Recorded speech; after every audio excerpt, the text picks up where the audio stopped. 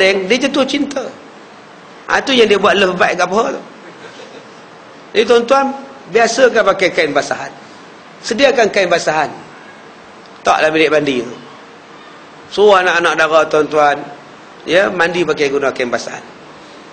Sebab jin, bila dia jatuh cinta, lebih teruk daripada jin yang disihir. Kalau jin disihir, dia sihirkan kita, senang ubat. Tapi kalau jin jatuh cinta, susah nak ubat. Macam cinta, tuan-tuan kalau dah cinta, pak larang pun, tuan-tuan pertahankan cinta juga. Mak larang, pak larang, jangan ambil, mak tak berkenan, jangan kawan, pak tak suka. Anak kan cinta perlu dipertahankan. Boyfriend tunggu kot tingkap bawah, naik motor. Anak dara turun kot tingkap, guna tali, guna kain gebor selimut, ikat-ikat kat sambung ke bawah. Cinta dia pertahankan. Tu yang jadi cerita Bobby. Kita tengok nak cerita Bobby, Rishi Kapoor dengan Dimple Kappa dia lari ke situ. Tahun 72, 73 lu, buat office dulu. Lari kot tingkap. Lari kot tingkap. Pasal apa? Cinta dipertahankan. Begitulah kita pun. Kalau jin jatuh cinta dengan kita, dia akan pertahankan cinta dia. Dia tak bagi orang lain mendekatkan diri dengan anak kita. Mai Minang tak nampak, Mai Minang senyap, Mai Minang senyap, mari merisik senyap. Pasal apa? Jin dah cover dah. Dia dah cover line tuan-tuan, tak nampak. Pergi ke Bomo, Bomo kata kena mandi limau, kena mandi bunga, udah mandi bunga pula. Senang aja tuan-tuan kaedah yang saya sebutkan tadi. Jangan sampai jin jatuh cinta. Macam mana cara nak mengelakkan jin jatuh cinta tadi? Jangan ronda petang-petang naik motor pakai seluar pendek. Rupa ramai anak-anak kita, anak dara kita ni petang-petang pukul 6.30, petang-petang dengan helmet tak ada, dengan apa pun tak ada, pakai seluar pendek relax.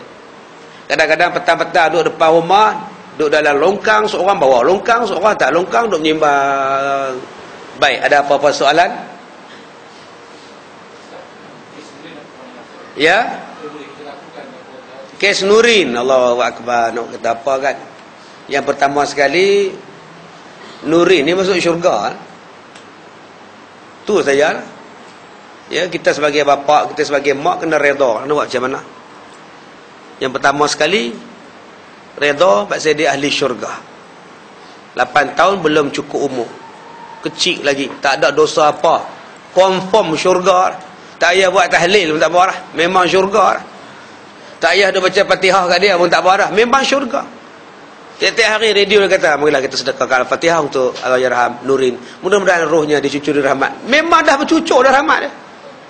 Tak payah buat apa pun tak apa dah. Memang dia ahli syurga. Yang ada kena cucur rahmat ni kita ni tuan-tuan. Belum tentu lagi ni. Kok kita kena cucur? Ya dia tak payah cucur lah. Reda lah.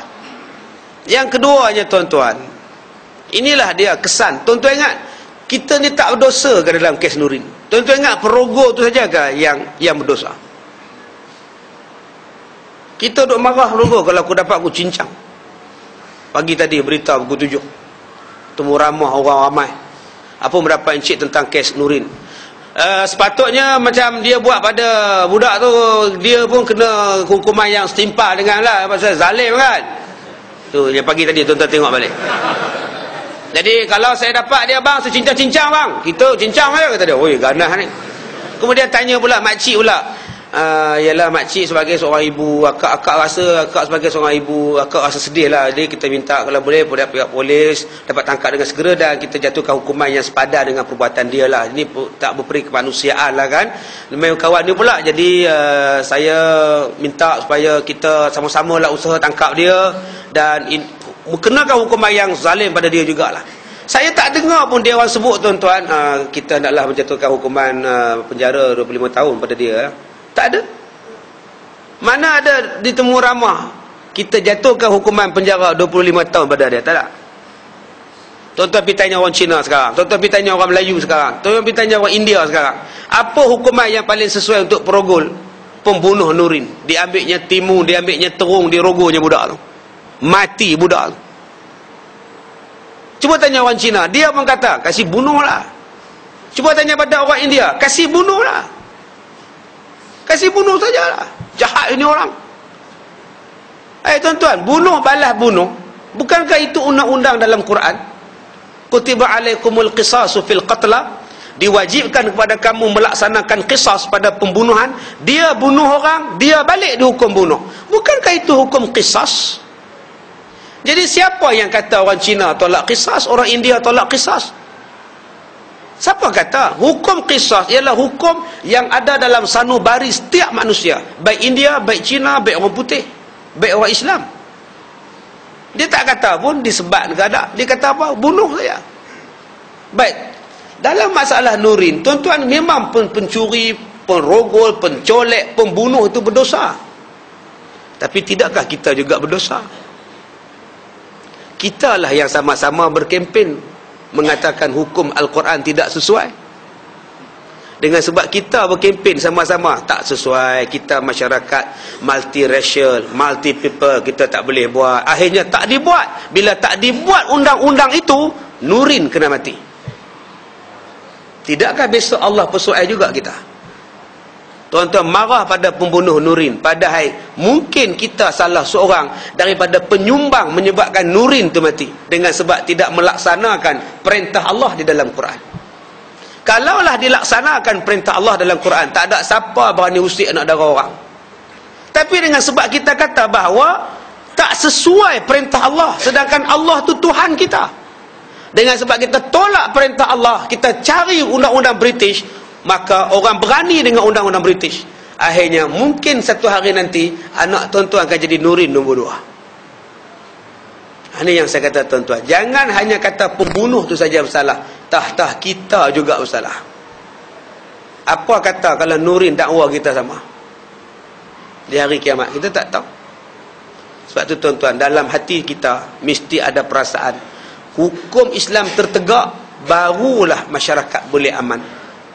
Kalau itu pun tak ada dalam hati tuan-tuan, saya tak tahu nak kata apa. Apa makna sembahyang tarawih kita tadi kalau dalam hati kita tidak ada yakin pada Allah yang kita sembah tadi? Yang kita sembah tarawih tadi Allah Tuhan kita. Tapi kalau tuan-tuan tak yakin pada undang-undang Allah, tak tahulah tuan-tuan sembah siapa sebenarnya. Jadi kita kena bayangkan, kalau yang mati tu anak kita, baru kita tahu. Memanglah saya tengok ayah dia pun ragut semacam je. Anak mati pun tu dia spek mata di atas kepala. Lah, ragut semacam je, tak apalah, orang muda. Tapi kalau kita jadi dia, kita jadi mak pada Nurin, bapa pada Nurin, apa perasaan kita? Tok saya tanya apa perasaan mak, apa perasaan bapa Nurin? Cuba tanya apa perasaan Nurin ketika dirogol. Sebulan tuan-tuan, daripada badan molek jadi kurus kering. Tahu berapa kali dirogol? Macam mana ketika disumbat dengan terung?